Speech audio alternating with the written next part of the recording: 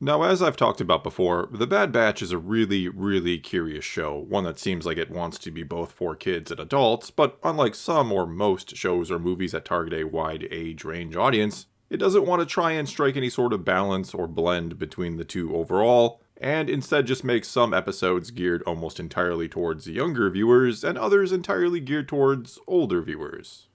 I mean, one week it could feel so sort of fun and simplistic that you, probably not being a kid if you're watching this video, you may end up asking yourself, why am I even watching this? And then the next week it becomes this intriguing, morally complex show, and you end up asking yourself, why aren't more people watching this? And as most of you have probably long since noticed by now, what tends to separate the two is, or what clues you in on what type of episode it's going to be, is which characters are in the episode. Because more often than not, seeing Omega and the core Bad Batch team tends to mean you're in for something that's generally a bit more fun and simplistic, something that just might have you checking the time every so often as you stifle a yawn or two. But if you see Crosshair, you better buckle up, because things are likely about to get real interesting, really dark, and perhaps even sad and tragic. And when it ends, you'll be wondering, where did the time go, as you maybe fight back some tears. And yeah, I'm being a bit hyperbolic here. Most of the more fun core team episodes, and when I say core team, I mean those currently actively on the team, which means not Crosshair. Anyway, most of the more fun core team episodes are still enjoyable, and some have certainly risen above the simplistic level and delivered a great story or some notable character development, or have just been really entertaining in and of themselves. And on the flip side, not all Crosshair episodes are so gripping and profound that they leave you a changed person afterwards, but that doesn't mean that, for the most part, there isn't a very noticeable difference or disparity in everything from tone to gravitas between these two different types of episodes. So much so that you might wonder, couldn't the core team episodes be a bit more? And the fact that the same writing team that's giving us these core team episodes is also giving us the Crosshair episodes is proof that it's not that they can't write these types of stories. It's not that they don't know how to develop complex characters and tell an intricate tale in 20-some minutes. I mean, Crosshair gets a fraction of the episodes that the core team does, and yet he's twice as developed and twice as interesting as they are, so there's no reason they couldn't have done the same or more with the core team. Which almost makes it feel like there's this conscious decision or effort to indeed have this radically different feel between the episodes depending on who they feature. That they really do want some episodes to feel, for a lack of a better way of putting it, to feel more childish in nature or just more simplistic and fun. And though, sure, it's more than okay and even a good thing to be a bit more lighthearted from time to time, not every episode needs to be as, say, intense as this previous one was, the one called Outpost, which was, no surprise, a Crosshair episode. But I still feel like there could be more done with that main team, despite what I see some out there saying and arguing that nothing can be done with them, that they're all just tropes and thus inherently less interesting, or there's not as much to work with there, so they automatically come off feeling lesser than Crosshair, or their episodes do. And actually, I'd argue there's a ton to work with when it comes to the core team, just as much, if not more, than with Crosshair.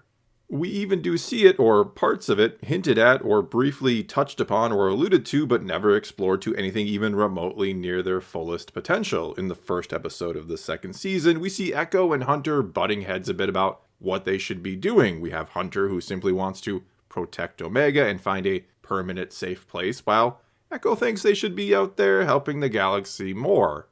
And though, yeah, eventually that gets a resolution with Echo leaving the team, which impacts Omega, what we never see is, well, we never see repercussions for the Bad Batch's actions, but more on that in a bit.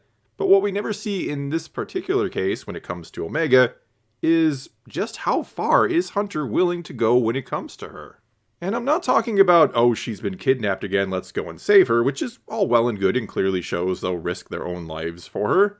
Instead, I'm talking about, oh, she's starving and the only mission available to us in order to get some credits, to get some food, is one that sees us having to hurt innocent people.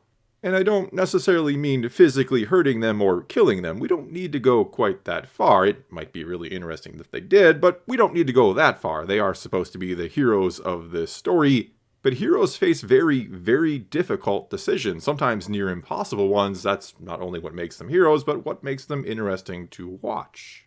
And so what if, again, in order to simply feed Omega, they have to help some pirates steal from innocent people? That's the only job they can find. Let's delve into the age-old Robin Hood question, as I call it, about is it wrong to steal from the rich, who maybe won't even miss what you took, to give to the poor who simply need it to survive?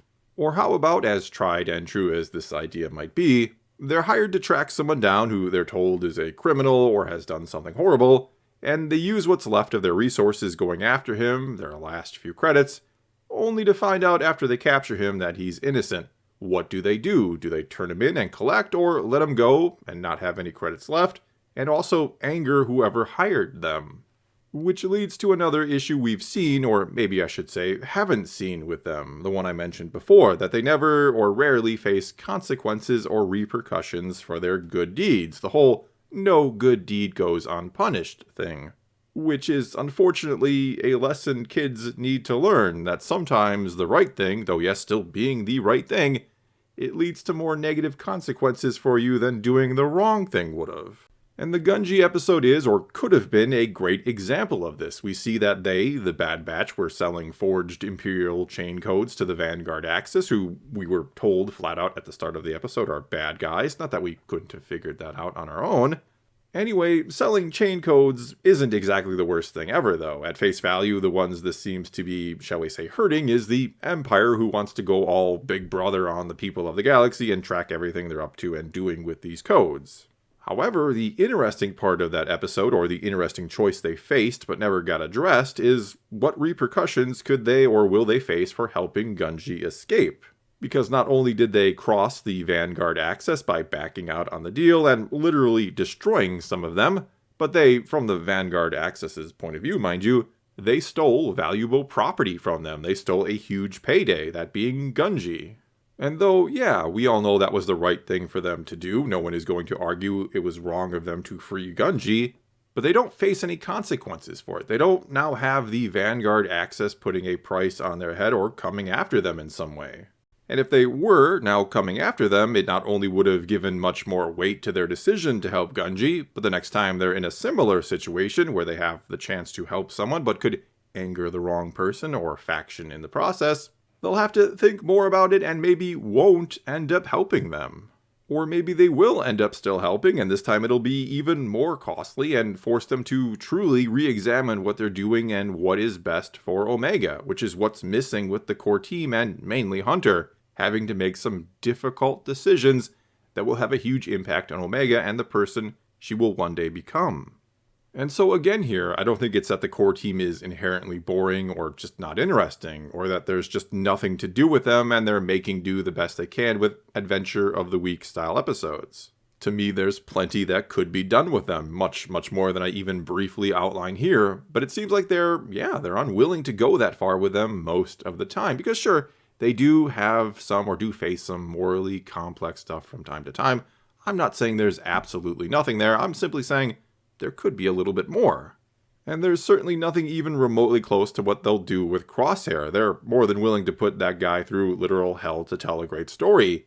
And they have to know that the kid's just here for the fun treasure hunt adventures. If that's really what they're here for, they aren't skipping those episodes. Plenty of kids just watch Crosshair shoot Lieutenant Nolan and probably cheered alongside us adults when it happened because they too can appreciate episodes with much more substance behind them. They can understand good stories just like the rest of us. And so again, why not give the core team a little bit more? We know you can do it because you do it with Crosshair. And look, I'm not that upset about all this. Just because you find something curious and want to bring it up and discuss it doesn't necessarily mean you lay awake at night fretting over it. Overall, I enjoy The Bad Batch for what it is and have accepted its bipolar nature. I just can't help but wonder why they seemingly intentionally choose to do less with some episodes and some characters than they do with others, especially when I think the potential is more than there for this to be an all-around amazing show. Well, that's all I got for this time. Now it's your turn to tell me what you think about all this. Do you wish the core team was getting the Crosshair treatment? Do you wish their stories were maybe at least a bit more complex overall? Or are you fine with what the show is? Whatever the case may be, leave your comments below, let's talk some Star Wars, and until next time, thanks for watching.